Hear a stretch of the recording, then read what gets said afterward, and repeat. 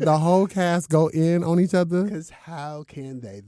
First of all, I feel does that show come on? Because I feel like They had like 2 more seasons after that. I feel like the premise is what made it fall apart. Because how do you know that I'm compatible with this other person? Because they never really talk about this so-called algorithm. I know. Hard question mark. Hard quotation marks.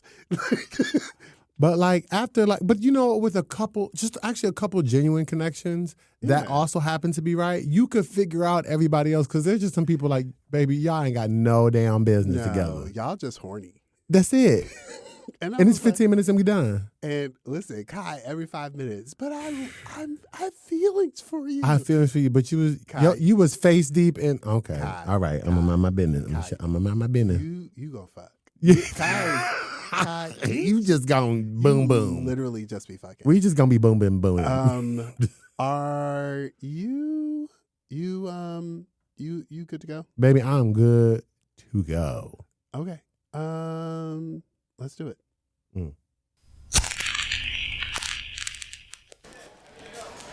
This is Brunch, Blaze, and Ballot, where we eat, elevate, and talk about media trends from the past, the present, and the future from a Black perspective. I'm your host, Roger Turner. And I'm your host, Alexis Bertrand. So sit back, spark up, and let's get into it. Hey, Alexis. Hey, Roger, baby. So how you doing? I am good. How you doing, baby? I'm good. How was your brunch? My brunch was good, but you know what? I don't even want to talk about what I ate. I want to talk about what I need right now. What do you need? I need a bowl of these grits from my from my favorite. Yo, Roger Turner. When I tell y'all, this man behind the stove is a problem. Like, you ever had grits, y'all, where you don't even think about seasoning it? You just start eating them. Yeah, because that's what I had gotten about 4 or 5 spoonfuls into these grits. Yeah, I ain't pick up no salt. I ain't pick up no pepper, no butter. I was just grubbing. And they wasn't watery. What? They were like, you put your foot in them goddamn grits. Because you know what I can't stand is a grit. What is that? A grit soup. A watery ass grit. Who eat watery ass grits? I cannot stand a grit It soup. is disgusting. And then a bland grit And then soup. a bland, it's just unholy. Like, I just don't even understand that. But baby, y'all, you made them grits and I've been wanting some so bad.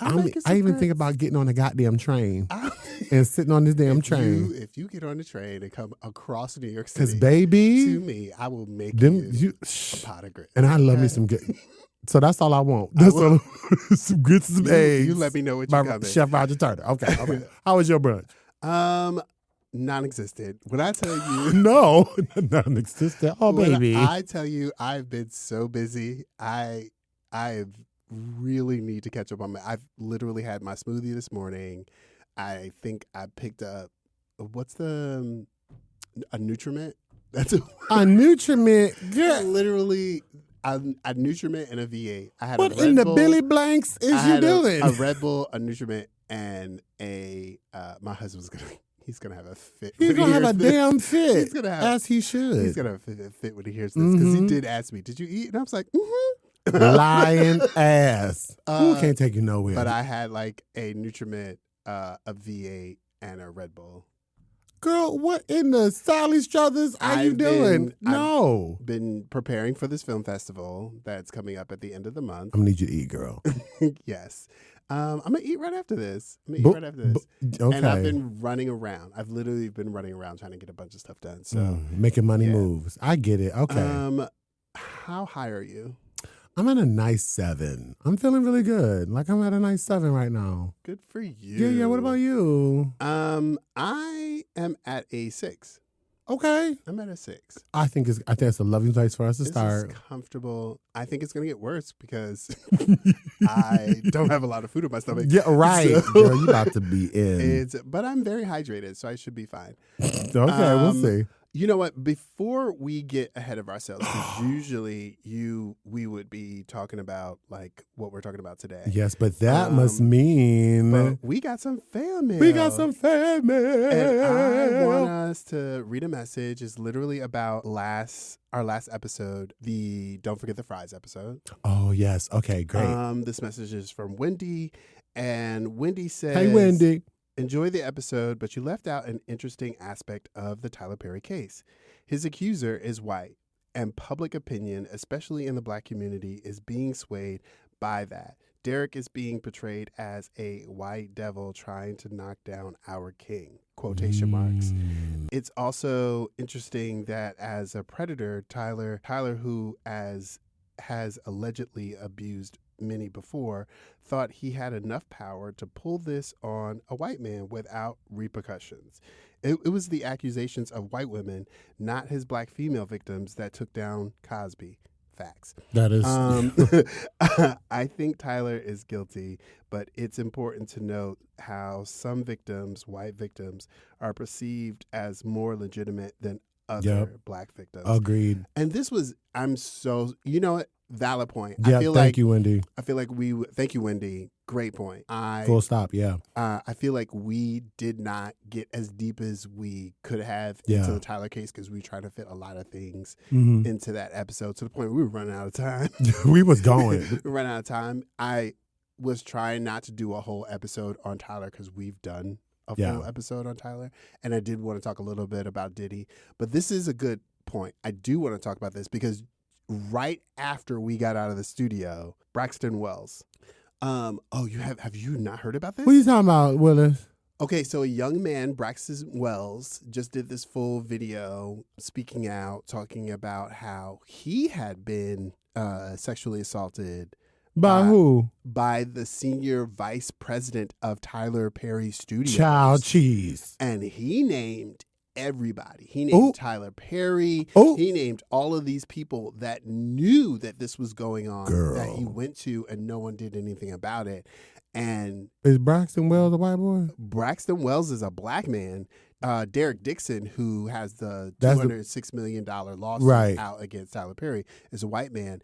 Braxton Wells, this black man who was an Army vet, I believe he's an Army vet. He was a veteran, did work for Tyler Perry Studios, claims that he was flown from Atlanta to L.A. under false pretenses, drugged, and was sexually assaulted. Girl, what?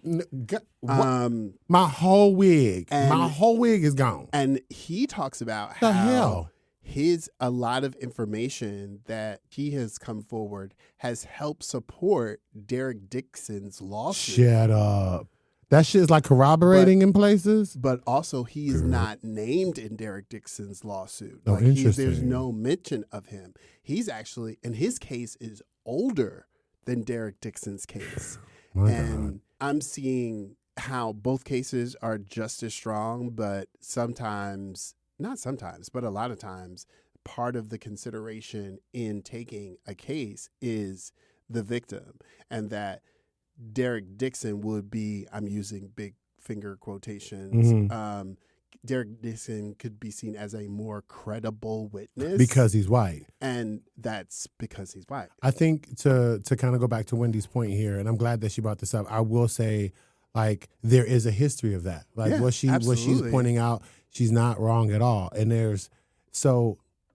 it's one of those wild situations where two things can be true. Yeah. Right? Yeah. Is that like, that's interesting how the if you will, Tyler Perry side is using that historically accurate thing to say like, well, this white devil is trying to take down our black king. And those who are on the victim side is like, well, you believe victims, honey, when they say because he can still be a predator. And because let's say Derek is, he is like a white devil, quote unquote white devil. He's trying to take this man down. Let's say he is. Let's say I'm trying to take him down. I want to take his money. I want to take him down. If what he said happened to him is true, then it's true. I mean, two things. I am a big believer of two things could be true at the Like same it time. really can. Like Derek Dixon could be like most white men, not caring about the community or doing anything else for the community. And he could have still been assaulted. And he still could have been oppressed in that way. So I definitely wow. Yeah, I definitely think like I'm pretty sure. I think the same thing is with Jonathan Majors. Like, Jonathan Majors. One of the things that was interesting about Jonathan Majors' case that they could not get women from his past to stand up for him and. Which is telling in a way. Which is telling in a way. They found this one black woman from like when they used to date in like 8th grade. Like, right. I'm like, she was like, they were like 13. I was like, girl, right. Really? But they could not find, women that supported it, like could support it. And like that signals to me there were probably other victims. Agreed. But the one that he got arrested for was this white woman. Again, kind of circling back to what Wendy brought up. So thank you for that message. Yes, thank you for the fan mail. Listen, brunchers, please, please, please go in the information box under this episode. There's a line that says send us a text. If you click that link, you can send us a text and we will read it on the show. Yes. Okay. Love to hear from you. You want to tell the people what we're talking about today? Yes, I'm super excited. The nerd in me is just like singing and beaming with happiness and joy because today we are talking. Well, as we are filming this episode, when it's released, we'll be in the middle of our super summer blockbuster months, and this month in particular, July, is called the Super Fantastic month because it is releasing two major superhero themed films that really are the flagships of the big two, right, between Marvel and DC. One being Superman, which has just released, and Fantastic Four, which really historically are the two flagship properties. Fantastic Four being the big one for Marvel, and Superman being the big one for DC. And there's all these other properties around superhero TV shows that we want to get into. So to kind of and we're going to talk about upcoming projects that are going to be released in the future this summer and beyond. So in honor of all things superheroes that we love, we are calling this the Superhero Summer. Yeah, that's right. I think I'm excited about this episode. I'm really excited about everything that's about to happen. But I think it's time for us to pull back the curtain. Now, your comic book knowledge is so much more vast than mine. So we're going to spitball back and forth. Yeah, let's do it. I wanted to do my research really in response to this whole idea that Superman, the most recent Superman movie, has gotten too woke. Yes. Yes. And let's just, to quote Jane Fonda, woke just means that you give a damn about other people. Boom. We gonna stop pretending like woke is a bad thing. Exactly. If you say woke while rolling your eyes and you're uncomfortable, maybe you're the problem. And you're using it in a way in response to something that you're uncomfortable with, you're part of the problem. You are definitely the problem. All woke means is that woke has been used by people that are tired of answering to or having to have repercussions for problematic shit. Yes. So, and which speaks to the idea that those who have only ever experienced privilege, the second that they're asked or encouraged to lean into equity or lean into equality, that feels like oppression because it's something that they've never had to do before. So that's where those why do I have to be woke? Why does it always have to be this? If you're speaking to it derogatorily, because more than likely those people feel like they're losing something that they've never had to quote unquote give up. Yeah, you just live in a privileged life, boo. Yeah, we don't burst that bubble. You're being asked to walk in a way that considers other people. Yes, and when you don't have to, that becomes problematic.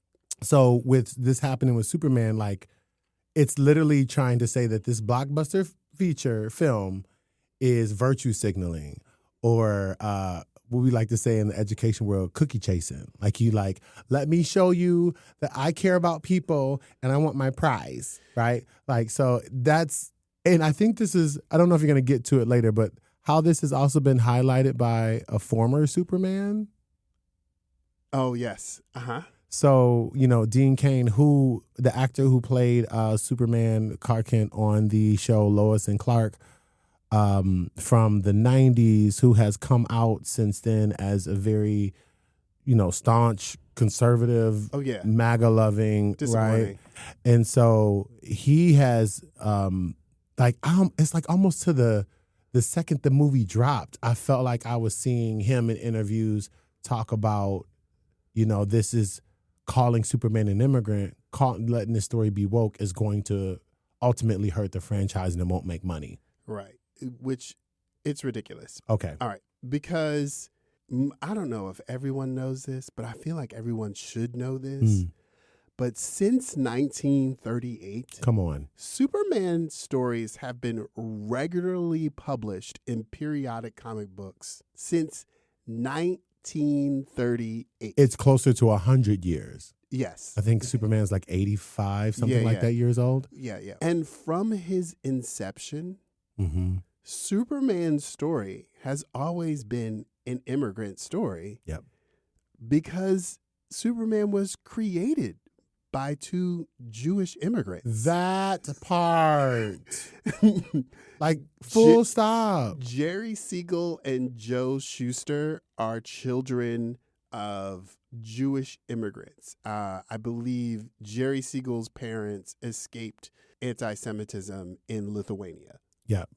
This is during World War II, by the way. Which, excuse me. Yeah.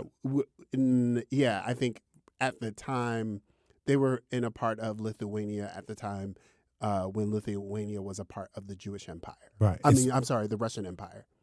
Yes. So I'm bringing this up because this era was not very welcoming or affirming. It was a very dark period, or we're getting ready to enter a very dark period in Jewish history, if you will, global Jewish history. So, like, we're not just talking about two Jewish kids who just grew up well-to-do, in privileged, beautiful homes with silver spoons. That's not what we're talking about. No. They grew up in the thick of it. Yeah, both of them grew up in Russian, Jewish. I believe both of them are Jewish Russian immigrants, children of Jewish Russian immigrants, right. And they understood firsthand immigrant story. Both of them grew up in Cleveland. They both they went to high school together.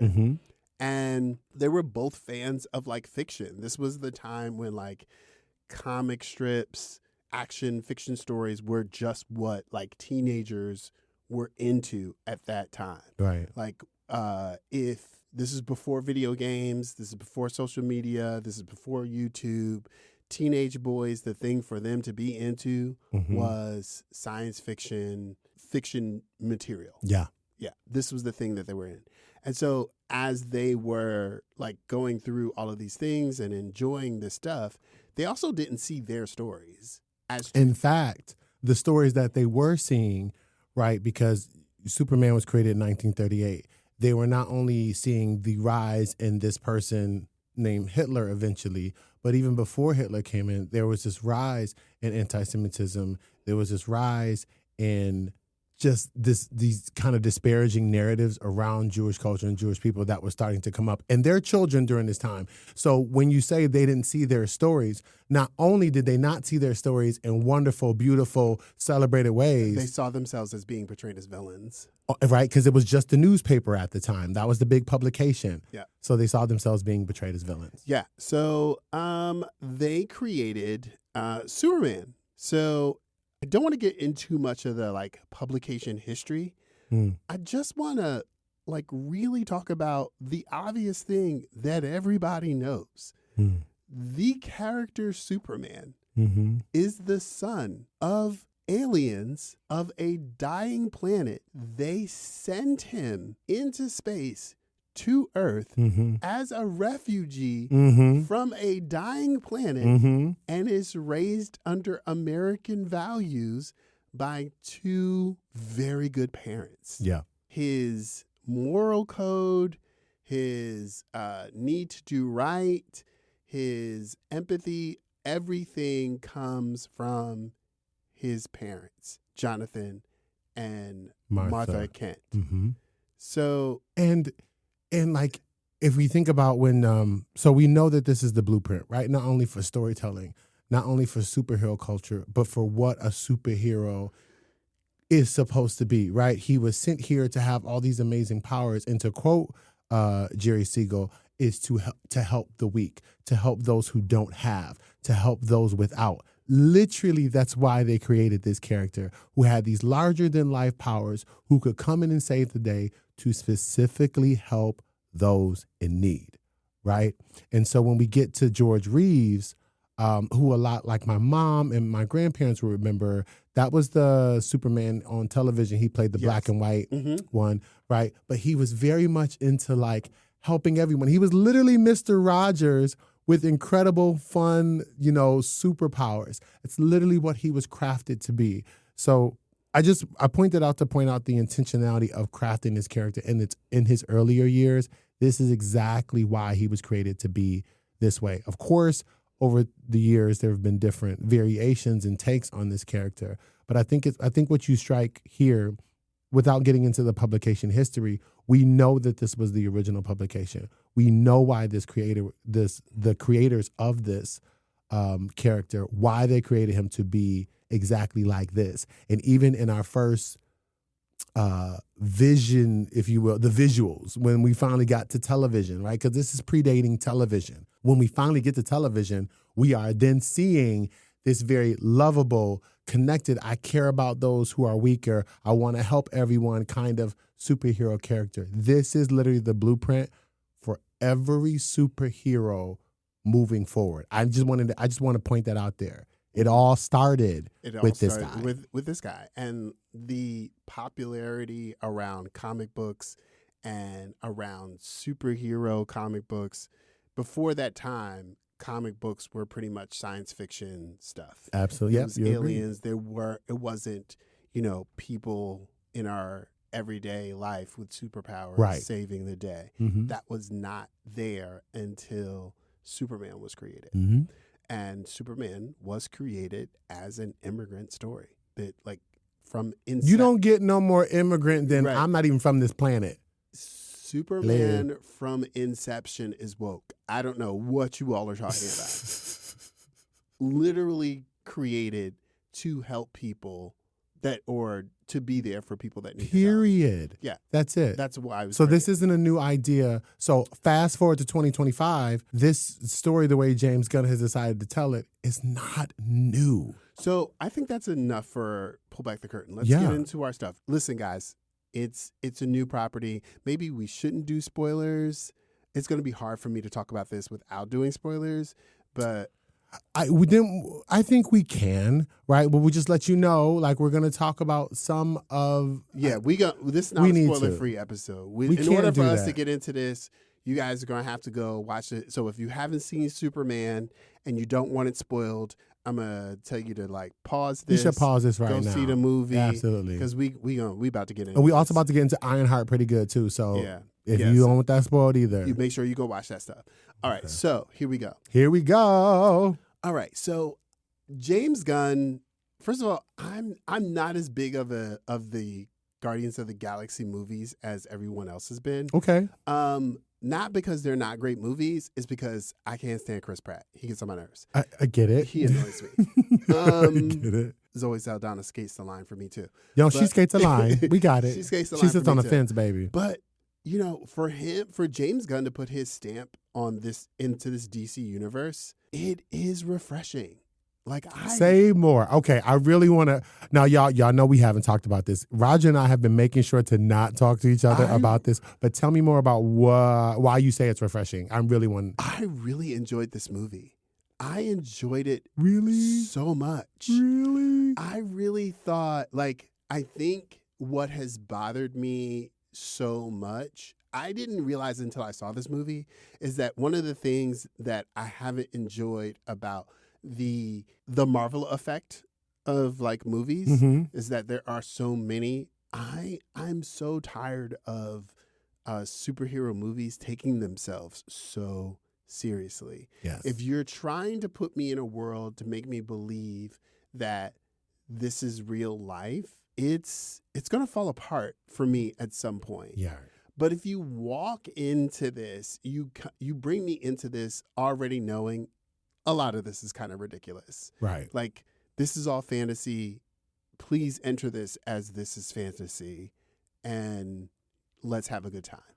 Yes. And that's what this movie did. Yeah, I absolutely agree with you. I think for those of you who follow comic books, I would equate this movie. Well, let me back up because you mentioned Guardians of the Galaxy. I think what's really important to point out here is that when at the heart of Marvel, and they had all these big properties that were just up here and winning, I think it did feel like a gamble, right? We don't have a superhero team outside of the Avengers.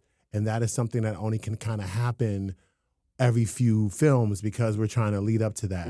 We don't have our own kind of like star team here. We can't really rock with the X-Men because that wasn't even a possibility then. And so what James Gunn, I think, did well was make, I would say, a superhero team like the Guardians of the Galaxy relevant in ways that nobody was checking for them. I still say, like, when people thought Marvel comics, of course they thought Spider-Man, they thought Fantastic Four, they might get all the major characters right. No one really was thinking about Rocket or Groot or Gamora, but you know who Star-Lord is now. And I think so to take that, so James Gunn has some great qualities, right? He can take obscure characters, make them cool, make them accessible, make you care about them. And I also think it's not easy to tell a team story. It's different when it's like, it's just Spider-Man, his story, and all these other characters. But when you're trying to work with an ensemble cast, that can get difficult. I think that's not built for every person, which is why I think some of the old superhero team-up movies we saw that are crap, it's because I think some directors think they can handle that and they can't. I think James Gunn has an affinity for that, which is why it worked. All of that to say, him introducing this Superman movie, like, I wouldn't say it's like a Superman comic. I would call it an action comic, meaning that it's, so a Superman comic focuses on Superman and his stuff, where action comics actually, it's like the world that also Superman is a part of. Oh, so you get to see the world that he's actually inhabiting. I absolutely loved, like, this story. I loved this fresh, like, what I loved about this is that James Gunn did not hold our hand and spoon feed us through this movie and pretend like we don't already know who Superman is. Let's there was no put the baby in the rocket. We got to see the planet. No, we ain't got to see all that. If I had to watch that one more time, I want to see one more damn Krypton blow up. I'm good. You did not like that opener of, in this universe for 300 years, metahumans have existed. Boom. They've been here. They've been in here for around 300 years. 30 years ago, this baby landed on Earth. 3 years ago, that baby started introducing itself as Superman. And this was 3 minutes. Like, that was perfect. And then, boom, and now here we go. And I was like, that was perfect. Yes. I was like, that's all we needed. And I think that right there sets the stage, because we have to remember, like, this is I love the tagline in the posters, it begins. Not just Superman, this entire universe. Oh, absolutely. So I think that opening scene is like, I'm not going back to almost everybody's origin story. No. But in a way, we still got an origin story because we got a very young Superman who's still new at this, trying to figure this out. It's very clear that he's new. He's only been at this for 3 years. Yep. And I love the way the story is structured. It is a week in the life of Superman. Yeah. This whole movie literally spans 1 week. Feels like a comic book. That's exactly what they would do. In 1 week, all of this crazy shit has happened. And James Gunn is not afraid to do a very comic book movie. Like, very, take the comic book, take the pages and literally put it on the screen and not try to pretend like we're actually in the real world.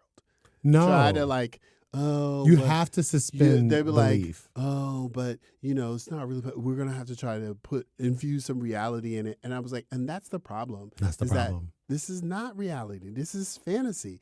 We are here to see a fantasy movie. Yes. And thank you for that. Yeah, I loved David Corenswet.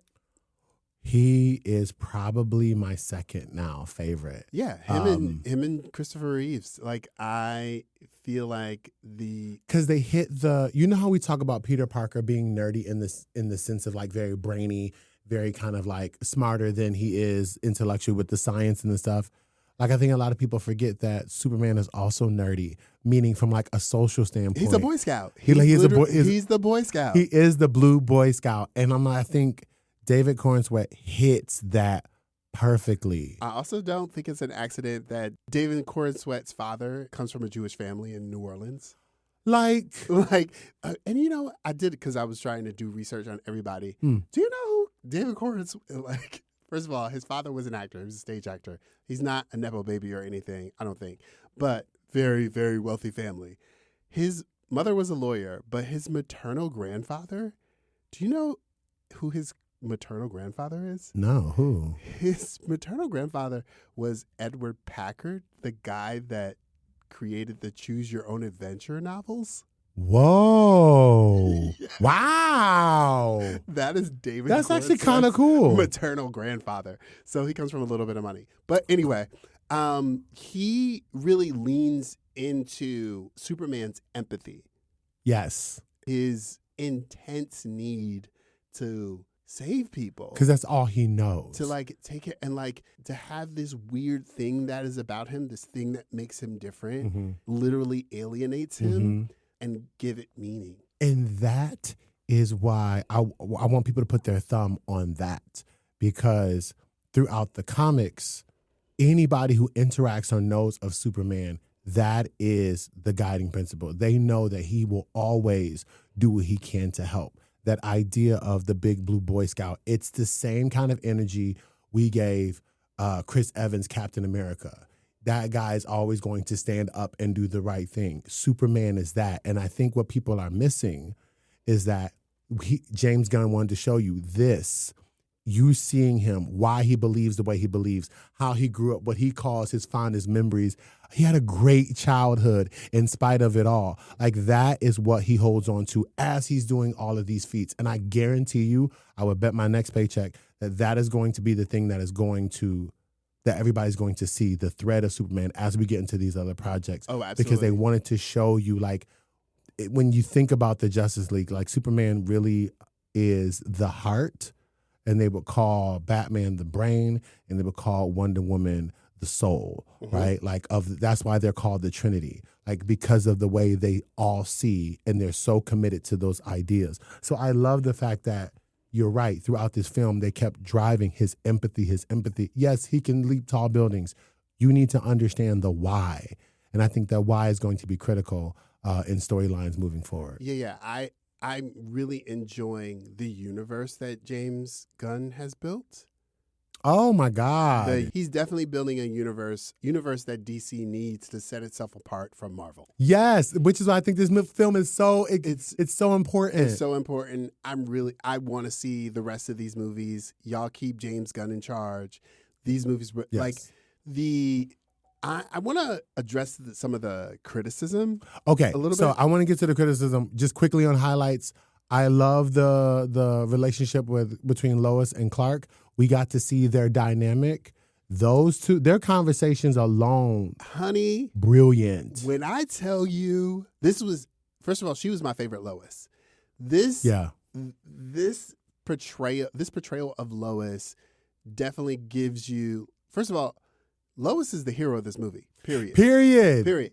Like we don't have Superman being who. Well, we have Superman because of two reasons. He gets his moral code from his parents. Mm-hmm. He gets his moral code and his empathy from his parents. How he perfects it and navigates it is because of his relationship with Lois. Yeah. Lois is more the pragmatist. And he understands. He has an idea of what like love feels like because of right. And Lois is the only person that like says, okay, you can't just do whatever you want. Right, fearless. Lois is yes, you can absolutely want to help people, but you can't do it in whatever way you want to. No. And that becomes the downside of what it means to be Superman. Mm-hmm. And she is the one that pulls that together. But I love this story where the most interesting thing about Superman is not his superpowers, but his empathy. Yeah, it was great. I love Nathan Holt's portrayal of Lex Luthor.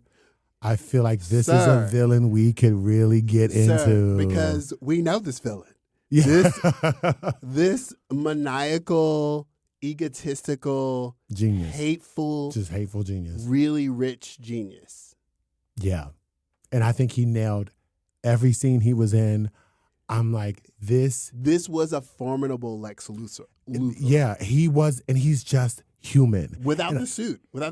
We haven't even gotten to that. No. And that wasn't even touching this movie. I just love the fact that this just totally human. There is nothing enhanced other than he is just a super genius who has a vendetta against metahumans, as they're called in the DC world. I loved it. And I was like, yes. He was so good that I was like, I almost want him to win a little bit because I want to see where this can go. But I love the way they wrapped it up because we can still build with Lex Luthor. Oh, yeah. It's great. I want to see this actor as President Luthor. Ooh. I want to see that story. This actor as President Luthor, well, we going to need a few years because we already got President Luthor in the office. How about that? At the White House right now. How about that? Yeah, I want us to I want the real President Luthor to get voted out of office before we do that movie. And speaking of that allegory right there, in this film, we know that Luthor had a bunch of people working for him who also was committed to the idea until it had started to impact them. That part.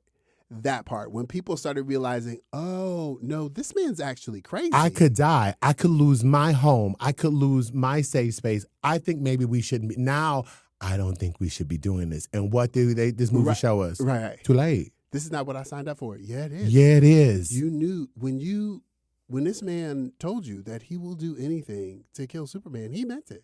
So it didn't stop when he was making clones. It didn't stop when he was making pocket universes. It didn't stop when he was imprisoning his haters. Uh-oh. It didn't stop when he made promises and he started breaking them. But the second his choices started to impact them, they were like, I won't do this no more. They were like, sir, all his ex-girlfriends are in prison in this pocket universe. That didn't give you pause? Child. Y'all didn't think like, oh, maybe I aligned myself with the wrong person back then? And his girlfriend, who was stupid, she was stupid like a fox. Hello. Okay. I love that little move right there. I'm stupid until I'm not. I love that Eve was playing a disc until Eve Tessmacher? Until was it Lois? Lois was like, your little informant is a genius. Yeah, and he zoomed in on them pictures. Zoomed in pictures and all.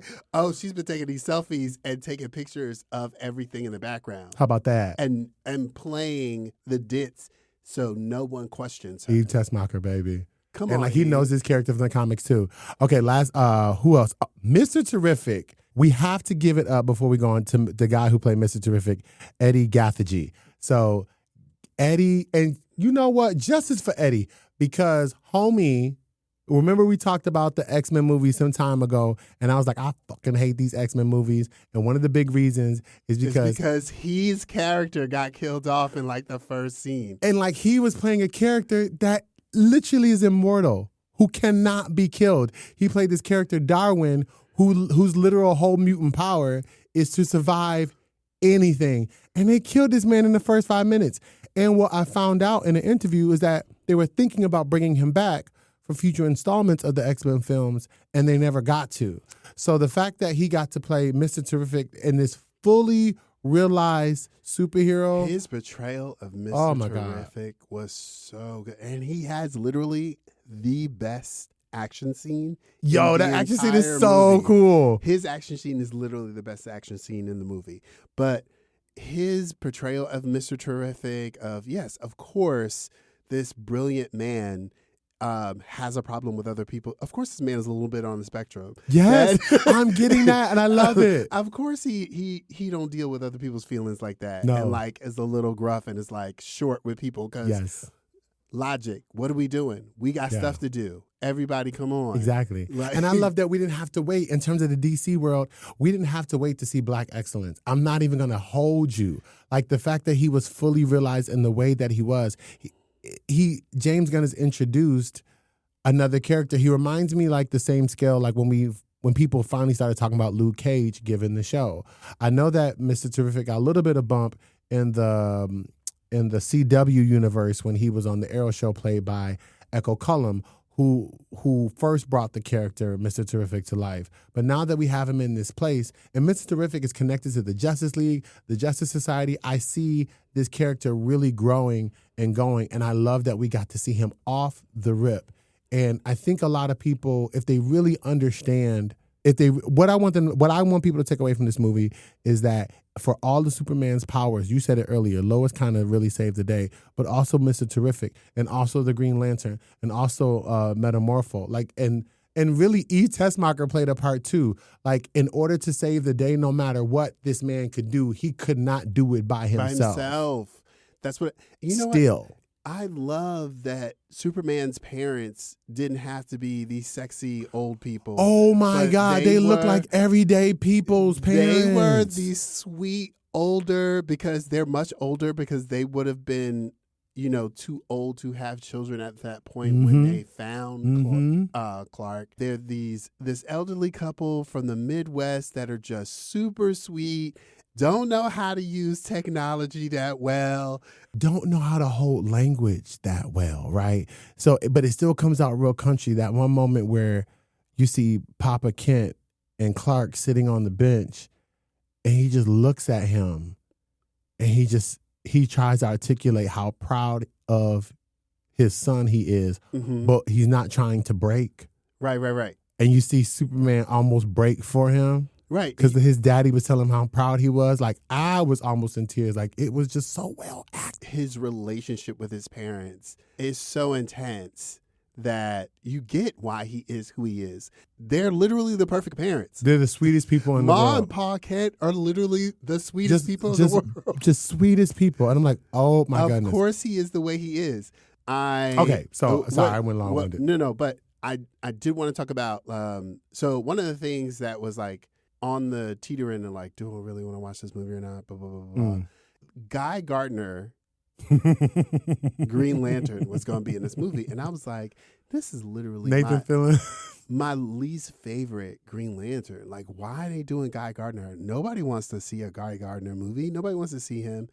Nathan Fillion was the perfect Guy Gardner. He was the perfect guy. Nathan Fillion. And I believe Nathan Fillion voiced Green Lantern in the animated series. He did. Yeah. He is. He's great. And I know a lot of people thought him for Hal, but after seeing him play Guy. After seeing him play Guy, Guy, I was like, oh, absolutely. I loved that you played Guy Gardner as a dick, because that's what he is. These are space cops. He's the dickhead space cop. He's the guy at work that he's effective, but we don't like him. No. He's hard to love. Yeah. He rubs you wrong. And someone like Terrific, who's just like, I don't give a shit about none of that. Right. We just need to get work done. I need to get this work done because... And Hot Girl's like, you can't beat my ass. I ain't worried about it. And, right. I love that Hot Girl is like, whatever, y'all. Like, and I love that death is a thing here. Yes. Because when she killed that, she's like, I'm not Superman. And she let that man go. She's like, I'm not none of that. Because that's who Hot Girl was. She was a warrior. And this is why I love the DC universe. Because it's like, James is like, no. We kill over here. Yeah, it's literally Superman that's the one that has the rule that, like, I'm not killing anything. I can't do it. Crypto, can we just talk about oh, Jesus. So you know how much I don't care about nobody's animals. I know you don't care for dogs. But this was the best part of the movie. Like, Crypto stole every scene. Crypto's badass. You little badass dog. Crypto's badass dog. Like, and everybody got that badass dog. Everybody know what it is to have a badass dog. And I loved that.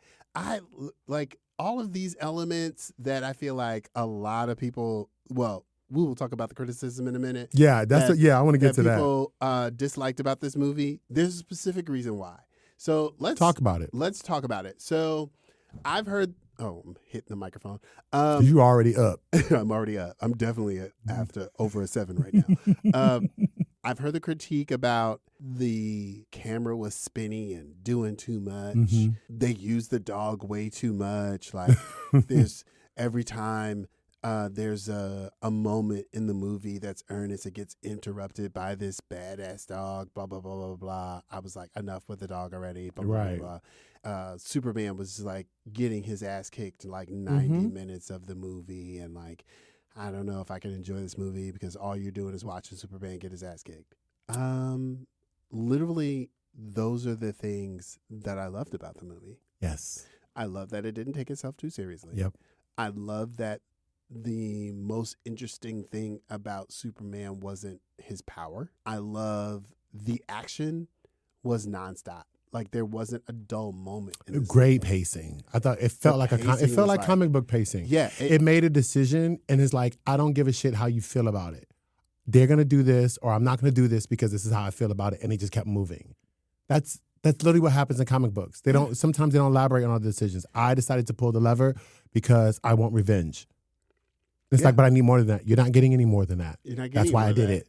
There was enough in the performance that you had enough. Exactly. Yeah. Like it didn't feel false. It didn't feel forced. It didn't feel any of that. I'm going to go out on a limb here and say the reason why I think a lot of this criticism is happening is because, and I'm going to say particularly with men who are criticizing with the things that you just said, is because I think men in general are feeling continuously having their maleness and masculinity, quote unquote, attacked in ways. And I think for a lot of these macho men, their idea of perfected masculinity was Superman. Well, and so to have a Superman who's not just bouncing bullets off of his chest, who's not catching flying meteors in one hand and smiling like I did this with the greatest of ease, it's like, what the fuck? I honestly think if we drill down past all of these reviews, it's like you have a problem with this man is showing, we get to see him be soft. We get to see him go from punching a hole in the mountain to catching a whole building so one lady can restart her car and get from under that rubble. Like, they don't like this. And the fact that he was challenged in the way he was by Lois, who looked him dead in his face, right? The short little woman was like, I'm going to talk to you like I'm not scared of you because I ain't, right? And I think that for a lot of these naysayers, it challenges their idea of like, well, why isn't he just super strong? You're telling me you want this character to just come in here and just do everything like it's easy? Yes, absolutely. There is a particular brand of toxic masculinity that needs Superman's power to be the center of attention. Yes. And not his heart, not his empathy, not his understanding for mankind and an alien kind alike. Like, none of that. It's literally one of the reasons why, because it's this same group, because I don't want to get too far off topic, but it's this same group that had a problem with the Star Wars sequels where where Luke has decided to no longer be a Jedi. Yes. Because this shit is bullshit. No, right. Because that's my idea. That's what I see. When I see man and I see strength and I see what it looks like to be masculine, it's supposed to be my Luke Skywalker. It's supposed to be my Superman. Right. And they're supposed to look like this. But when those figures start challenging your masculinity, it's a problem. When those characters start listening to women, considering other people, considering the consequences of them using their power. That part. Yo, if they ever make this Superman, if David Cornsweat's character ever becomes a dad, these people going to be really upset. Okay. Because he rocks for his son, who's very much queer. Yeah, there's like, they're about to be really upset. They're about to be really upset. Because I'm really enjoying, first of all, this movie made me really excited about the Supergirl movie. Because, honey, what? I want to see that movie. That one. I want to say Allison Alcock, but that might be wrong. I don't think her first name is Allison. Sorry, Millie Alcock. Millie Alcock. That's her name. So Millie Alcock was I want to say she was in this movie 30 seconds. She wasn't in there, but she made a splash. She was literally in there, but a good hey poop poop poop, and came in there, and I was like, oh, I want to see her Supergirl movie. Can I give you a little bit of premise what the story's about? No, what's the premise? So if anybody's want to check this out and you want to go read the comic, go read Supergirl Woman of Tomorrow. And essentially what it deals with her coming from Krypton. But remember, the way it was set up, she was a teenager when this happened. So imagine if you had almost full frontal lobe development to understand that your home planet was being blown up and you saw this happen. She remembers what Krypton was. Exactly. And she actually feels the loss of it. Exactly. In a way, so that Clark would never. That Clark doesn't have any idea at all. Exactly. And her connection to America is very different. Yes, which I'm very excited about. I'm very excited about when they said, "Oh, she likes to travel to planets with red suns so she can party, get drunk and party." Damn. And I said, "Yeah, ma'am. I want to see your movie. You're right. I want to see this. Thanks for taking care of my dog, bitch." James Gunn just released a promo poster for the Supergirl movie. Oh, yeah, because I believe Supergirl movie is in post-production. Yep, it's coming out next year. And they're filming Green Lantern right now. Yes. And so that is part of why he's doing this first phase called Gods and Monsters. It is also based off a comic book progression where it talks about, remember in the opening of Superman, it said 3 centuries ago, metahumans started showing up, which introduced the era of gods and monsters.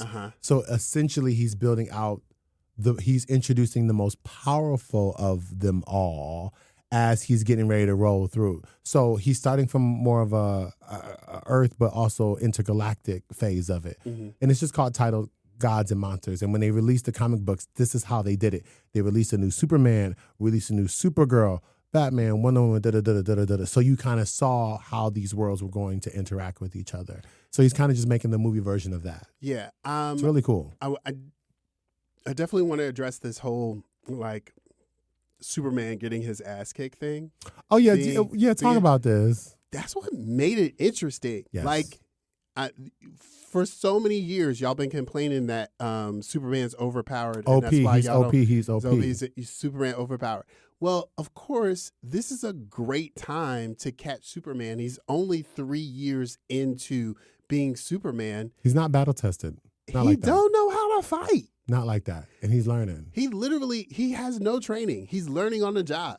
And of course, it makes sense that his one weakness, the reason he's being beaten, is because Lex Luthor has put together a fight strategy, something that Superman does not have. His brain was insane. It was why I loved Lex. He's like, I can exploit all types of things. It's not just the kryptonite thing. There are beings, and I think we lost sight of when it was said in the film, Superman is the most powerful of metahumans. That does not mean invincible. That does not mean invulnerable. That does not mean infallible. And in his comics, which is I'm dying. His rogue gallery, his villains, a lot of them are stronger than him. A lot of them are more battle-tested. They're more strategic. God, if he was to introduce General Zod into this, who's another Kryptonian, he should be Superman's ass. So my point is, Superman should be getting his ass kicked. I'm enjoying everything that is built. I can't wait for this. Let's move on to our second property. Okay. Ironheart. Oh, my God. Y'all, what are y'all waiting for? If you haven't seen Ironheart, you need to be watching it. You should. It's the best black superhero show that I think that's out this year. I'm gonna go ahead and call it that. I'm gonna say it is the best black superhero series that we've had ever. Yep, and I love the Black Lightning. Don't get me wrong. I would put this at number 1. I'll put Black Lightning. I love the first 2 seasons of it. I thought it was great. But this right here struck a whole different chord. It struck a similar chord that I saw when I watched Miss Marvel. The intentionality behind it is very much, and I love that first of all, we are in this era of black intelligence is a superpower. Absolutely. I am living for this. And I love that we have a story about a black woman who is a superhero, who's a genius, but we also portray the danger behind the strong Black woman archetype. Yes. This whole series, we get to the top of the series, we catch her. She's getting kicked out of MIT because she's basically trying to do whatever she can to raise money to build this suit that she wants to build, because she's not Tony Stark. She has far past Tony Stark genius, but she ain't got no Tony Stark money. No. She don't have the resources. So she got to do what she got to do. And kept it all the way real that way. And how many Black women do we know that are super intelligent but got to do what they got to do in order to get stuff done? Also see Black women trying their best to do this thing on their own because they feel they need to protect everybody. Yes. And the cost of that. Because if they don't, then who will? Right. Right? The cost of that. It's not out of it's also understanding that response is out of trauma. And speaking of, the way they handle grief in this is just, it's so connected. It is so beautiful. It literally, and how she was able to turn her grief into love enduring. With the loss of her best friend, I just thought it was... This is such a beautiful portrayal of Black sisterhood. It was... As we're also dealing with grief.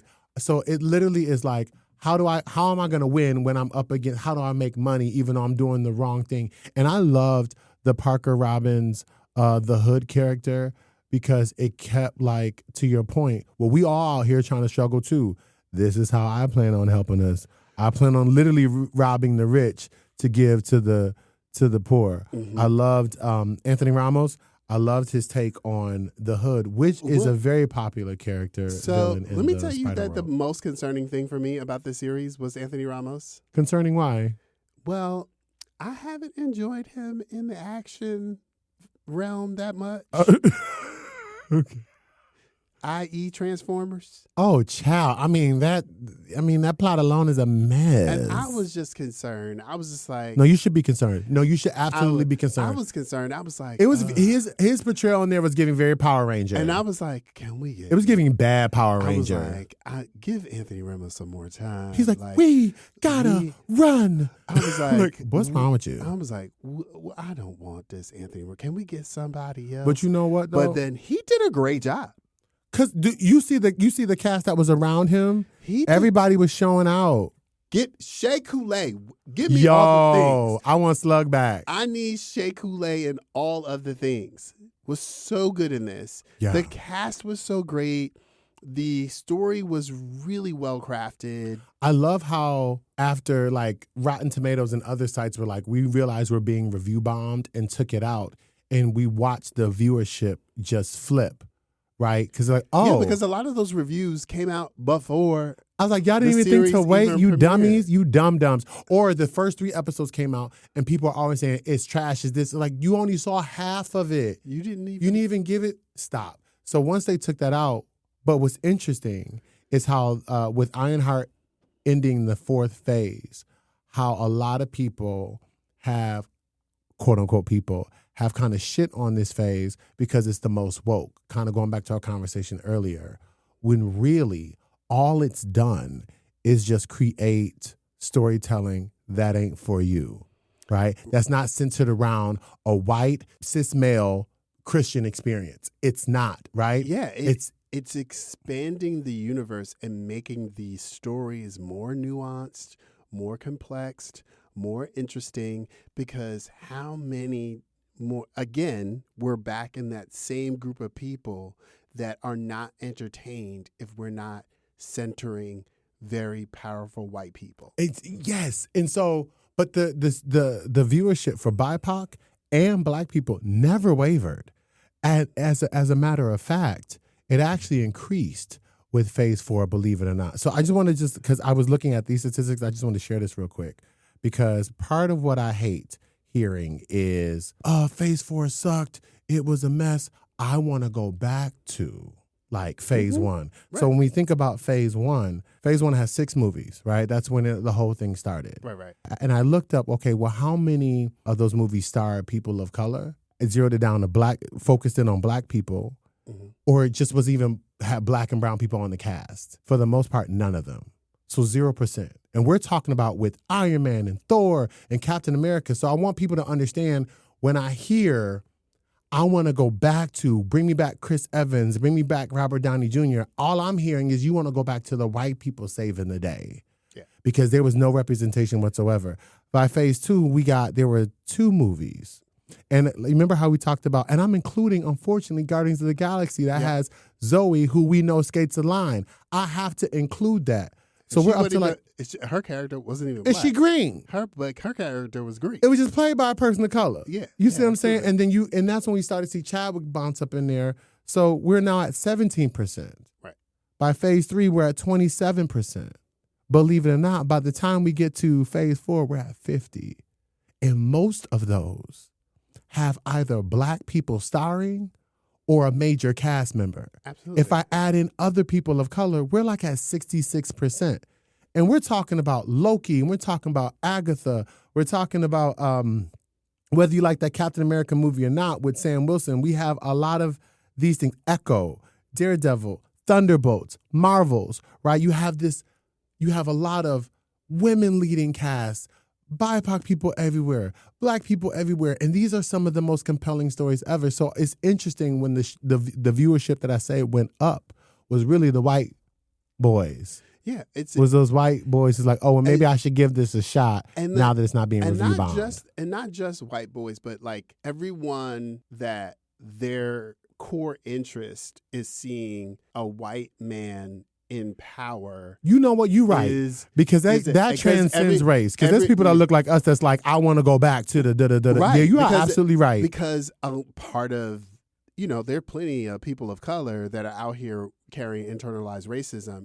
Not seeing a white person in power is challenging for them. Watching these shows and watching these movies and looking at how people review and feel about them just kind of pulls back the curtain in a way that I think people don't want to pull back. I absolutely see that these movies, these series, these new stories with people of color, with all of these different varieties, this more interesting storytelling and fabric.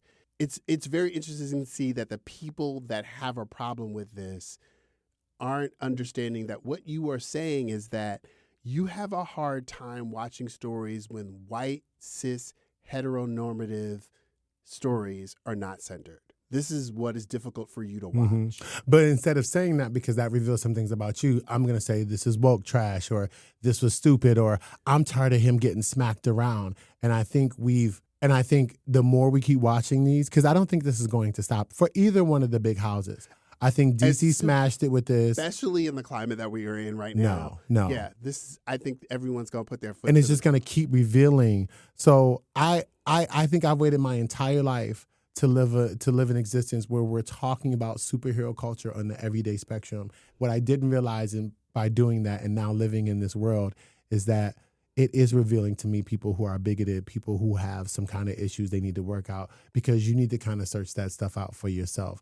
And so I am very excited about where superhero movies are going, and I'm really excited about the stuff that's coming up this summer and beyond. And right, and let me just say, if you're having a problem with Ironheart or a more sensitive, focusing on the most interesting part of Superman is his empathy, or if you're having a problem with these things changing and these stories becoming more complex or too woke, you can watch the old stuff. It's all still there. You sure can. Phase 1 is sitting right there, baby. Those white stories are there. You can watch them. Yeah. You don't have to worry about it's not going to change the stuff that already exists. It's there. It doesn't hurt the things that you've already been watching. If you want to watch them, go watch them. They'll be right there for you. And this is not one of those good for the gander, good for the goose moments, because what we're not going to do is we can flip it on different ends. So, for example,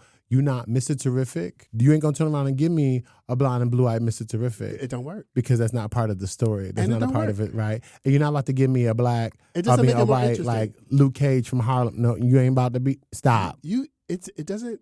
It don't work that way. A white Mr. Terrific is not interesting.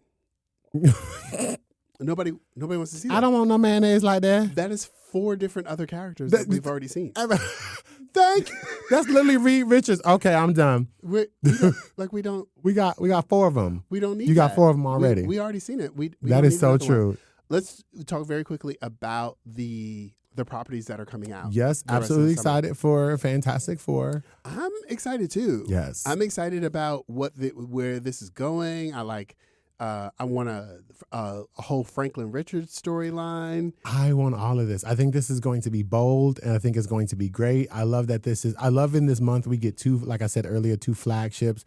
Fantastic Four has been around just as long. I believe Spidey came out first, and then as that was picking up steam and Stan Lee was creating others, he created the Fantastic Four. Right. And shortly after that, I believe the X-Men. And so I think this is great. We've had 2 iterations of Fantastic Four. They were both whatever. But I think this is going to be great. I want them to see how they play on the family dynamic, how they're going to fold this in. And I'm really excited to see them put the portrayal of Galactus. I think Galactus is one of those really famous, if you want to call him a villain, you can, but famous characters from the Marvel world that we have yet to see, and I'm very excited about that. I'm excited about it too. I definitely want to see all of this. I'm excited about where we're going with Phase 5. So let's talk about a couple of new series that are coming out. Yes, please. So Eyes of Wakanda. I am uber excited about this. Premieres on August 6th. Have you seen the animation on this? Yes. It is gorgeous. Yes, they're using, it looks like the same animations from What If. What If? It is so beautiful. It looks beautiful. I'm really excited about the story. I was a fan of Eyes of Wakanda comic book. Mm-hmm. So I'm so excited. I'm so excited. Let's move on to Batman Cape Crusader. Baby. Season 2. First of all, if y'all haven't seen season 1, you missing out. You are missing out. You better watch this good old Batman Cape Crusader. It's so cute. It's so cute. Amazon Prime. So the first series showed us a black Barbara Gordon. Yes. Please, season 2, y'all give me a black Batgirl. I want it. Please, please, please, please, please. I want it. It'll be so great. It's so great. So good. Like somebody. And this gave us a really great origin story for Harley Quinn without Joker.